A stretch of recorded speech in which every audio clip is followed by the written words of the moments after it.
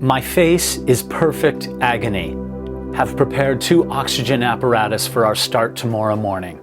He had a terrible sunburn, and apparently it was debilitating. And then, the night before they left for the summit, they knocked their Unna cooker, which boils their water, down the mountain. So they had to start over. They had the odds stacked against them. And as 2 noted Everest sleuths have said, George Mallory was obsessed with getting to the summit of Mount Everest on June 8, 1924, and there was no way he was prepared to come back without the summit. We know that he had an inauspicious beginning to getting to the top with his partner Sandy Irvine, and we certainly know the fate of George Mallory and Sandy Irvine as they disappeared, last seen at 12:50 p.m. heading toward the top. 2 researchers, Ajay, Dandekar, and Philip Summers, have written a series of articles suggesting the distinct possibility that George Mallory and Sandy Irvine adopted a radical plan to reach the summit using the second step along the ridge, increasing their possibility of summit success by at least one of them. In today's video, we're going to detail that plan that Ajay Dandekar and Philip Summers have so eloquently detailed in a series of articles that I'll post the links to in the description. They say that the plan entailed taking an alternate route, the second step, directly along the ridge, which required the climbers to pack additional oxygen cylinders and sleeping bags to give them a longer turnaround time. The first question that should be asked of anybody wondering what their fate was why did George Mallory choose Sandy Irvine as his climbing partner that day when Noel Odell, the climber who was in support of them on that fateful summit attempt, was clearly the strongest and most able-bodied climber on the mountain at that time. Sandy Irvine had very little climbing experience, now did show great personality and adaptability and a huge desire to get to the summit, perhaps rivaled only by Mallory himself. What Mallory saw in Irvine was an adept mechanic who redesigned the fickle oxygen apparatus, and he could coax the best from that mechanism. This was a new technology, and Mallory recognized that having Irvine along with him on that summit attempt was the key to them, or one of them, making it to the summit. And therefore, he chose Irvine. He was a worthy counterpart of George Mallory. The last sighting of George Mallory and Sandy Irvine is the last piece of evidence, but not hard evidence, only circumstantial, at 12:50 p.m. on June 8th during a sudden break in the clouds that engulfed the northeast summit ridge of Everest. Noel Odell spotted 2 climbers nearing the base of what he said was the final summit pyramid. They were observed climbing a prominent rock step, but the vista soon vanished as the clouds, as they said, conspired to obscure the pair, and they were never seen alive again. If we take a look at Jake Norton's exceptional post about how that might have looked to Noel Odell on such a day, Noel Odell was looking up there when there were clouds swirling around, perhaps obscuring some part or all of the ridge at different times. You can see his vision, what it would have looked like to him from the vantage point where he was looking at an oblique angle up toward where he believed he saw Mallory and Irvine. It's easy to see how one could have been fooled, not even known if those figures were moving or not. And you zoom in on this and you can see how absolutely tiny 2 figures on the summit ridge would look from where Noel Odell was standing. And if there were some clouds around the summit ridge at that time, it might have obscured the entire summit, thus keeping him from being able to tell just how close they were to the ultimate summit itself. Let's fast forward 75 years. The 1999 Mallory and Irvine research expedition, in which I was the high-altitude camera, discovered the remains of George Mallory high upon the northeast face of Everest. The body was discovered by Conrad Anker. There were 4 others up there that day.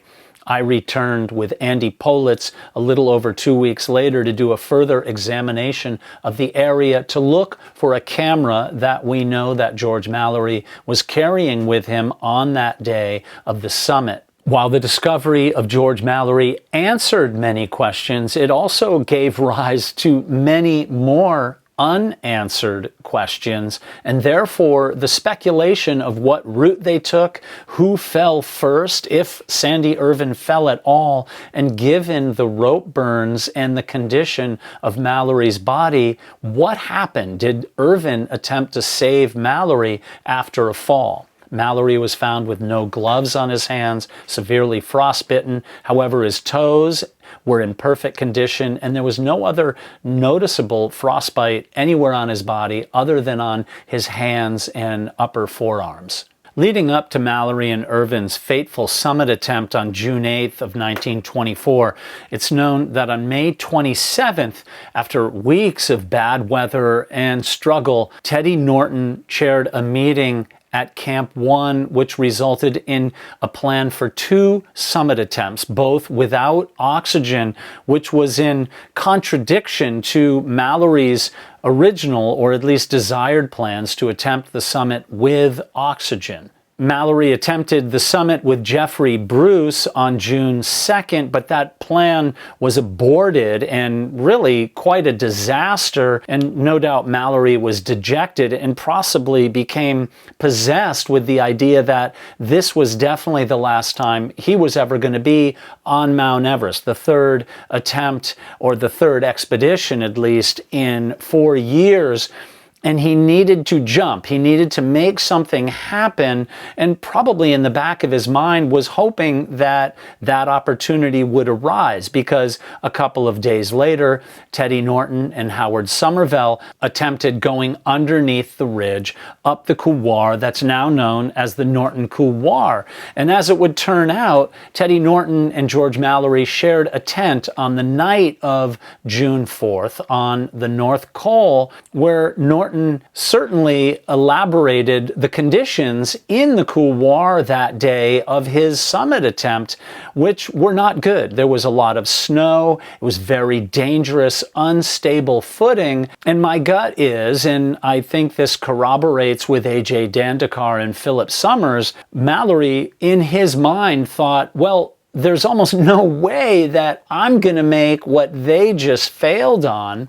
And so I'm going to try something really desperate, and I'm going to go at least have a look at the second step. That's a theory that many have posited over the years, something that I've believed in, but Ajay Dandekar and Philip Summers double down and have a theory as to why they think this is absolutely certain that they attempted the second step. And here's why. They asked the question, did Norton convince Mallory of a difficulty in the couloir? And they're now out of the way. Mallory and Irvine have the mountain to themselves, Norton and Somervell moving their way down the mountain. And so Mallory had already begun the plan of moving oxygen bottles up the mountain to make his final summit attempt with oxygen. And this was a last gasp effort to get to the top. And on that night, on June 4th, when Mallory shared a tent with Norton,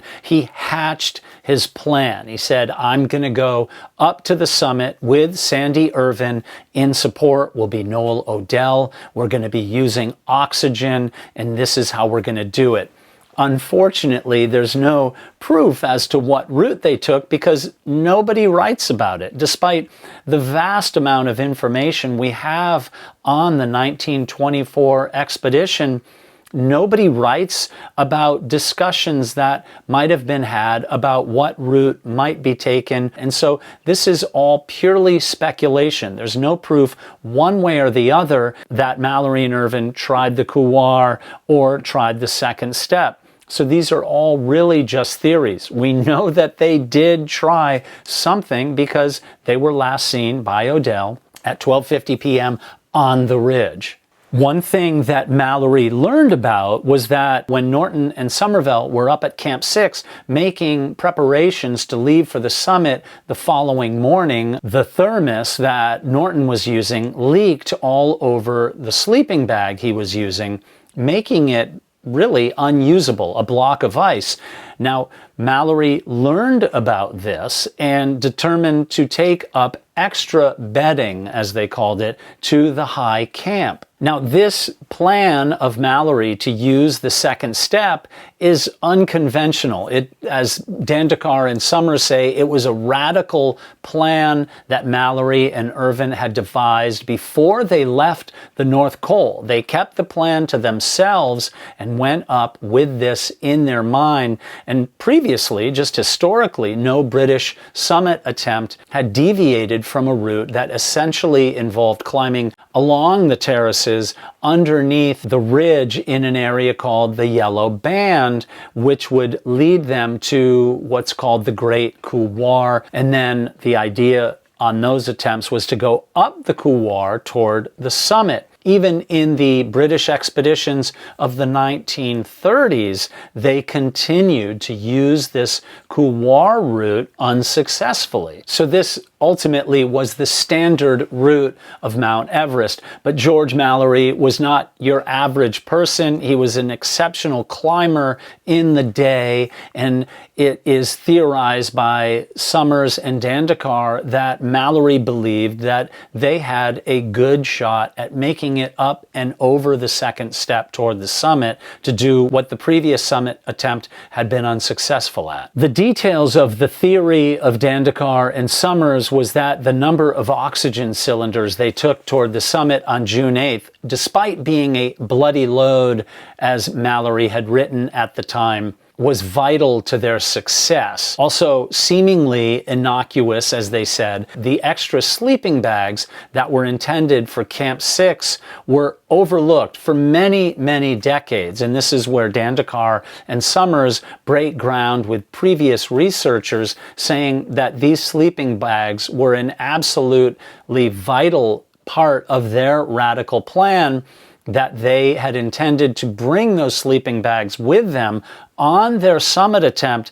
to provide them a later turnaround time, if you will, a bivouac opportunity if one of the climbers decided to continue going up to the summit with a fifth oxygen bottle. This addition of the sleeping bags was noticed by Philip Summers, and to them it indicated the possibility, or more of a likelihood, that they could have made it to the summit, because these sleeping bags provides them that opportunity to spend time out in the open, even if it gets dark and the conditions are disastrous. Dandekar and Summers suggest that Mallory was not happy with the bloody load of just 2 oxygen cylinders per person, but he believes that as late as the night of June 7th, or even on the morning of June 8th, that Irvine may have raised the issue with Mallory as they lay in their tent, saying that he had doubts whether 2 oxygen cylinders were enough to get them to the summit and back down safely. And they theorize at this point in time that a 5th oxygen cylinder was added to the inventory, which did contrast with Mallory's stated plan as he relayed to Noel Odell in his notes. One of the key elements that Dandekar and Summers outline was the intended route which Mallory and Irvine were planning to attempt. If they are correct in their idea that they took 5 oxygen cylinders, a third for one of the climbers, and sleeping bags, they thereby believe that given Mallory's standard of climbing of the day, that he would have felt that the possibility of getting up and over the second step was there. To deviate from Dandekar and Summers' theory or ideas about climbing the second step, historian and friend of mine, Jochen Hemmleb, the great Everest researcher, he says that the central issue in the debate about whether Mallory and Irvine could have reached the summit has been the question of would they have been able to climb the crux of the Northeast Ridge, that being the second step. And he goes into some detail about 4 free climbs of the second step going back to 1985, another in 2001, and in 2003 also, and finally Conrad Anker with Leo Holding in 2007. And what Jochen Hemmleb states is that when he watched the film The Wildest Dream, he was surprised at how easy it looked to climb the second step. And he says in his notes on his website, and I'll put the link to this in the description of the video, he said that there were 4 key moves, and that before the crux of the final move, Conrad rested hands-free as he was making his way over to the top of the second step. And in so doing, Jochen Hemmleb himself, who had been always a scientific researcher of this and reasonably doubtful of any possibility of success of them getting to the summit, whether through the couloir or the second step, felt that, having seen that it might have been, in fact, it was plausible that Mallory and Irvine could have made it up the second step of Mount Everest on their fateful summit day.